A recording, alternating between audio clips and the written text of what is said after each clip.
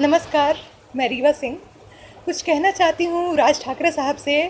Sir, जय हिंद, भारत माता की जय। आपको देशभक्ति के रूप में जो भी स्वीकार्य है, एक्सेप्ट कर लीजिए, अपनी तरफ से स्वीकार कर लीजिए। मैं भी देशभक्त हूँ, आपसे थोड़ी कम। आप जितनी ब्रांडेड वैल्यू नहीं है मेरी, मैं भी देशभक्त हूँ और उसके नाते आपसे कुछ कहना चाहती हूँ। पता नहीं बात आप तक पहुँचेगी नहीं पहुँचेगी, लेकिन अपनी बात शुरू करने से पहले मैं ये बता दूं कि मैं मूलतः यूपी से हूँ।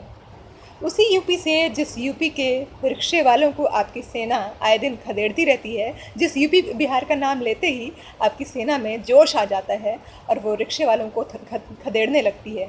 सर, आपकी सेना कभी अमिताभ बच्चन को खदेड़ने नहीं जाती, कभी राज बब्बर को खदेड़ने नहीं जाती। आपकी सेना कभी प्रियंका चोपड़ा को वहाँ से नहीं भगाती है। आपकी सेना को लारा दत्ता से कोई दिक्कत नहीं है। आपकी सेना रिक्शे वालों को भगाती है और आप कहते हैं कि आपको यूपी वाले पसंद नहीं हैं।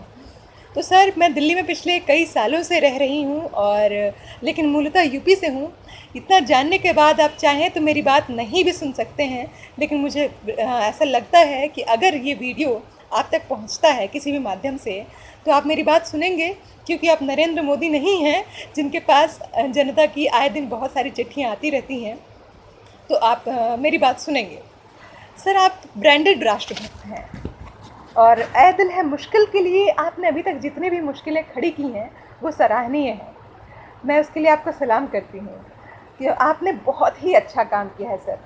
क्योंकि देशभक्ति में सराबोर आपकी सेना अगर उनकी स्क्रीनिंग ना रुकवाए, उनके लिए दिक्कतें ना पैदा करे, या फिर थिएटर में बैठे किसी विकलांग को इसलिए अपमानित ना करे कि वो राष्ट्रगान सुनने के लिए या राष्ट्रगान सुनकर खड़ा ना हो सका, दुकानदारों के बोर्ड पर काली स्याही ना लगाए क्योंकि उनकी दुकानों का नाम मराठी में नहीं लिखा गया, तो हिंदुस्तान में कितनों को याद रहेगा कि महाराष्ट्र नवनिर्माण सेना भी कोई चीज़ है।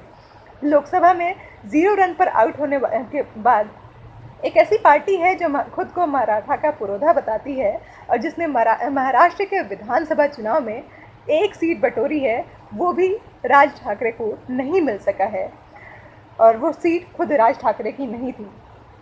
सर, पाकिस्तान के साथ हमारे संबंध बहुत अच्छे नहीं हैं, इसलिए हमारे देश में एक क्रांति आई है। क्रांति का एक नया फार्मूला उपलब्ध कराया गया है कि पाकिस्तान देशद्रोही है, पाकिस्तान से आए कलाकार देशद्रोही हैं, फवाद खान देशद्रोही हैं, गुलाम अली साहब देशद्रोही हैं।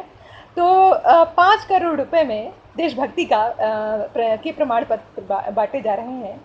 तो एक बहुत बड़ी क्रांति है ये, देश के लिए एक अनोखा सबब है। और पाकिस्तान के साथ हमारे संबंध अच्छे नहीं हैं, इसलिए फिल्म के प्रोड्यूसर को आर्मी वेलफेयर फंड में 5 करोड़ रुपए देने चाहिए, क्योंकि अगर वो ऐसा नहीं देते हैं तो उनकी देशभक्ति खतरे में पड़ सकती है।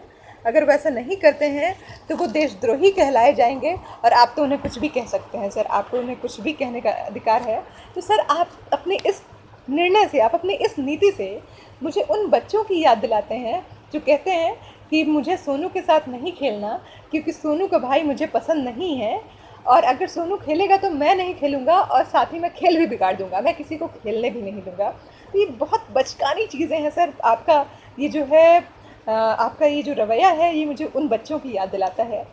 मुझे नहीं पता सर कि किस समिति का गठन हुआ जिसने अपनी परम बुद्धिमत्ता, अपनी सारी बुद्धिमत्ता झोंक कर जो ये इस निर्णय तक पहुंची कि 5 करोड़ में देशभक्ति का सर्टिफिकेट मिल जाना चाहिए, और जिसने निर्धारित कर लिया कि 5 करोड़ में देशभक्ति के प्रमाण पत्र बांटे जा सकते हैं। और इसके अलावा आपने ये जो विरोध करने का जो परम लोकतांत्रिक रवैया अपनाया है, उसके बाद आपको इन सब बातों का निर्णय लेने का अधिकार किसने दिया? मेरी तीव्र इच्छा है ये जानने की। सर, एक बात और, आपकी सेना के जो जाबाज सिपाही हैं, जो दमदार लोग हैं, जिन्हें हिरासत में लिया गया है, जिन पर नज़र रखी जा रही है 4 नवंबर तक, उनका पुराना रिकॉर्ड कैसा रहा है? वो कितने दृढ़ निश्चयी रहे हैं और कितने होशियार, जाबाज, बहादुर रहे हैं? अगर आप अपने भाईजान, माफ़ कीजिएगा, भ्राताश्री, अगर आप अपने भ्राताश्री के अखबार सामना के अलावा कुछ पढ़ते हैं तो द इंडियन एक्सप्रेस में एक आलेख प्रकाशित हुआ था, तो आप उसमें पढ़ सकते हैं कि आपके होनहार लोग, उन लोगों ने इतिहास में क्या किया है, और आपको इसके लिए वो भी पढ़ने की ज़रूरत नहीं है सर, क्योंकि वो सब कुछ आपकी देख रेख में हुआ है। जो काली स्याहियाँ पोती गई बोर्ड पर, क्योंकि मराठी में नाम नहीं था, वो भी आपके देख रेख में हुआ है, और भी बहुत सारी चीज़ें हैं तो जो अब वो आपकी देख रेख में ही हुई हैं। सर, आप और आपकी सेना देशभक्ति का ब्रांड है। ऐसे में मैं बस ये जानना चाहती हूँ कि पाकिस्तानी कलाकारों के हिंदुस्तान आने पर आपको इतना क्रोध आ रहा है। जब समुद्री तट से होकर आतंकवादी सीधा ताज होटल में घुस जाता है, आतंकवादी सीधे ताज होटल में पहुंच जाते हैं, तब आपके इस मराठा मुल्क, मैं मराठा मुल्क कह रही हूँ क्योंकि आपने उसी को मुल्क बना रखा है, देश बना रखा है। बाकी यूपी बिहार के लोग तो आपके देश में आते नहीं हैं, आप लोकतंत्र को भी नहीं मानते हैं, आपका अपना राजपाट चलता है। तो आपके इस मराठा मुल्क की सेना तब कहाँ थी जब आतंकवादी सीधे मुंबई में घुसते हुए ताज होटल पहुंच जाते हैं? तो आपको अपनी आपकी सेना है तो आपको अपने राज्य की, अपने सीमा की सुरक्षा के लिए आपकी कोई जवाबदेही है, या सिर्फ 5 करोड़ की राशि के भुगतान के बाद आप प्रमाण पत्र ही बांट रहे हैं? उसके बाद आपकी सेना तब कहाँ थी सर? गजेंद्र सिंह और संदीप उन्नीकृष्णन जब वहाँ शहीद हो रहे थे, ताज होटल पर जो अटैक हुआ था, उस वक्त जब शहीद हो रहे थे तो आपकी देशभक्त सेना में से कितने जाबाज वहाँ अपना शक्ति प्रदर्शन करने गए थे, और वहाँ कितने जाबाजों ने अपनी जान गंवाई थी और बाकी दूसरी तरह की मदद की थी, मैं जानने की इच्छुक हूँ।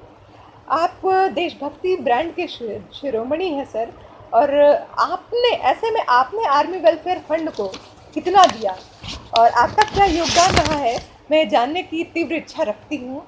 और उड़ी के शहीदों में से कितनों के परिवार से आप खुद मिलने गए, मुझे ये जानना है, मेरी बड़ी दिलचस्पी है, क्योंकि आप देशभक्ति का माला जप रहे हैं, देशभक्ति पर आपने अपना कॉपीराइट समझ रखा है। तो सर प्लीज़ बताएं, कृपया बताएं कि उड़ी के कितने शहीदों के घर आप मिलने गए, परिवार को देखने गए? आप नहीं जा सकेंगे सर, क्योंकि उनमें से ज़्यादातर लोग बिहार से हैं, ज़्यादातर लोगों का घर बिहार पड़ता है, और जब से आपके पूर्वजों ने बिहार छोड़ा है, आप वहाँ मुड़ कर नहीं देखने नहीं गए, आप महाराष्ट्र पहुँचे और मराठी हो गए। सर, जो काम कराने का आपका तरीका है, जिस तरीके से आप काम कराते हैं, वो इस लोकतंत्र में सबसे लोकतांत्रिक है, वो परम लोकतांत्रिक तरीका है, रवैया है, और वो हिंदुस्तान की महानता है कि वो इसे बर्दाश्त कर रहा है। ये भारतवर्ष की महानता है। आप बहुत बड़े देशभक्त हैं सर। आपको मेरी बातों से, और आपको मेरी बातें बकवास भी लग सकती हैं, आपको मेरी बातों से कुछ भी सीखने को नहीं मिलेगा, पर हिंदुस्तान ऐसी देशभक्ति के अतिक्रमण से उब चुका है सर, बोर हो चुका है, उकता चुका है। उसे ऐसी देशभक्ति से मुक्ति चाहिए। हिंदुस्तान को ऐसी देशभक्ति से मुक्त होने दीजिए। धन्यवाद।